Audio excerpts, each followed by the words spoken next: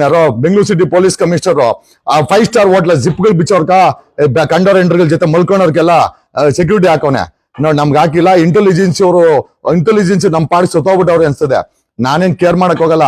ಮೊನ್ನೆ ನಿರ್ಮಲಾನಂದ ಸ್ವಾಮೀಜಿಗೂ ಒಪ್ಸಿದೀನಿ. ನೋಡಿ ಸ್ವಾಮಿ, ನಿಮ್ಗೆ ನಾವ್ ಇಷ್ಟೆಲ್ಲ ಹೋರಾಟ ಮಾಡ್ತೇವೆ, ಈಗ ಕಾಂಗ್ರೆಸ್ ಗೌರ್ಮೆಂಟ್ ಇಲ್ಲ ಅಂತ.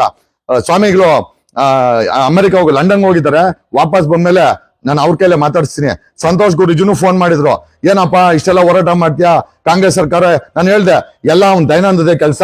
ದಯಾನಂದ್ಗೆ ನನ್ ತೊಂದರೆ ಆಗ್ಬೇಕು ಅಂತೈತೆ. ದಯಾನಂದ, ನನಗೆ ನನ್ನ ಮಕ್ಕಳಿಗೆ ನನ್ಗೆ ಹೆಚ್ಚಿಗೆ ಮೇಲೆ ನೀನೇ ಕಾರಣ, ನಿನ್ನ ನೆಟ್ವರ್ಕ್ ಕಾರಣ ಅಂತ ಹೇಳ್ತಾ ಇದ್ದೀನಿ. ನಿನ್ ನಾಣ್ಯ ಬರ ಅನ್ಭೋಗ್ಸ್ಕೊ. ಈಗ ಸಂತೋಷ್ ಗುರೂಜಿನೂ ನನ್ನ ಹತ್ರ ಮಾತಾಡಿದ್ರು. ಅವರು ಹೇಳಿದ್ರು, ಏನ್ ಹಿಂಗಾಗಿ ನಾವು ನೋಡ್ಕೊಂತೀವಿ ಅಂತ.